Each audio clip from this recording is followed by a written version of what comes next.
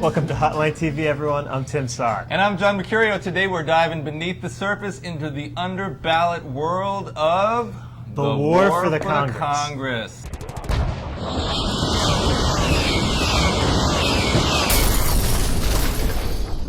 That's right, ladies and gentlemen. We have Tim Sod, P-Pants over here, joining us. He covers the House races better than anybody in America.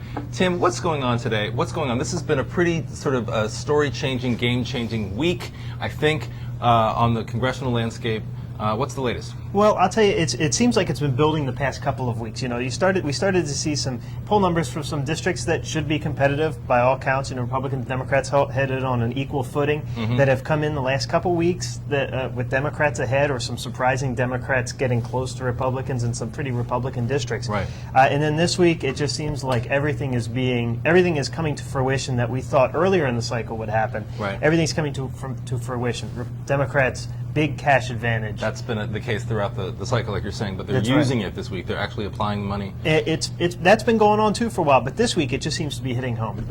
They spent $8 million this week, and total so far $23 million in some 47 districts. 47, wow. 47 congressional districts. Republicans, meanwhile, you know, a handful for a million and some change. So, Right. And Republicans now this week are having to pull some money out of some very competitive races. New Mexico's 1st District, an open seat where Heather Wilson's leaving. Darren White has been thought to be a very strong contender for Republicans, but Democrats there in polling.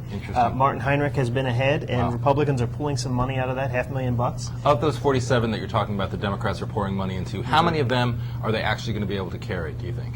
Oh, I think, you know, obviously they're not going to carry. I haven't checked to see the breakdown between challenger and incumbent, but it's certainly challenger top heavy. Yeah. So, and you know, there are some districts in there that are, you know, like they went in today in Lee Terry's district in Nebraska. And, sure. And you know, Democrats are going to. Barack Obama's targeting that district. Right. Because the breakdown on the electoral He map. could take an electoral vote out of Nebraska. So Right. Democrats are going to try to take advantage of that. You know, maybe they're looking for their next, you know, Carol Shea Porter or, you know, Nancy Boyda. Well, I was just going to bring up Nancy Boyda. Are any of these Democratic incumbents, even people like Nancy Boyda, who sort of won a seat she shouldn't have in Kansas in 2006, and Carol Shea Porter, or even a Jim Marshall or Paul Konjorsky, are they sort of breathing a lot easier today? Are they in the clear? No, and I think that's what makes this election a little different than 2006. We aren't going to see that, you know, where no Democrats lose. You know, 2006 we saw this huge Democratic wave where it swept the Republicans out and kept the Democrats safe. This one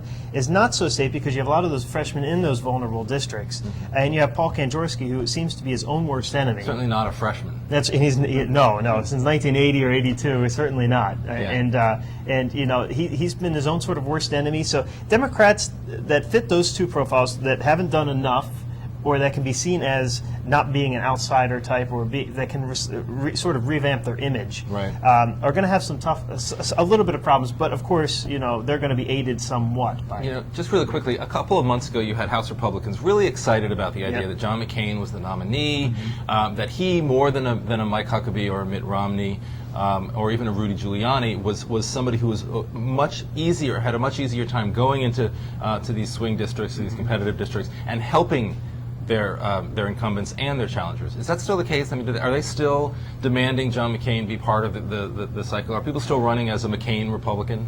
I don't know if anyone has ever run as a McCain Republican, but like you said, they loved the idea of the McCain profile.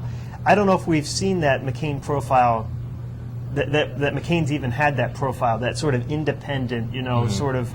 He seemed Maverick. to have Maverick. Yeah. Did you hear that one? I have before? heard that. It's a word he likes. It's to a new use. one. Yeah. But I think he's sort of lost that along the way. And Republicans now, it just seems like Republicans are on their own in each of these races, whether it's the National Republican Congressional Committee sort of leaving them without any cash, or, you know, it just seems like they're being left on their own, like it was in 2006, sort of do what you want. Sort of made my head scratch this morning when I saw that we were looking at the fact that the DCCC's Chris Van Hollen and the NRCC are doing something at the National Press Club, but the NRCC didn't send Tom Cole, the current chairman. They sent a retiring congressman, a former NRCC chairman, Tom Davis, to do the bidding, to do the sort of cheerleading for the House Republicans. Now, Tom Davis was in a New York Times Magazine profile Yes. last weekend talking about how dire Yeah, he's- and dark the prospects are for Republicans. Why would he be the one Well, to go speak for the party? at Well, the- Republicans say that Tom Cole's out of town. He is fundraising. All the leadership's out fundraising and campaigning with candidates. But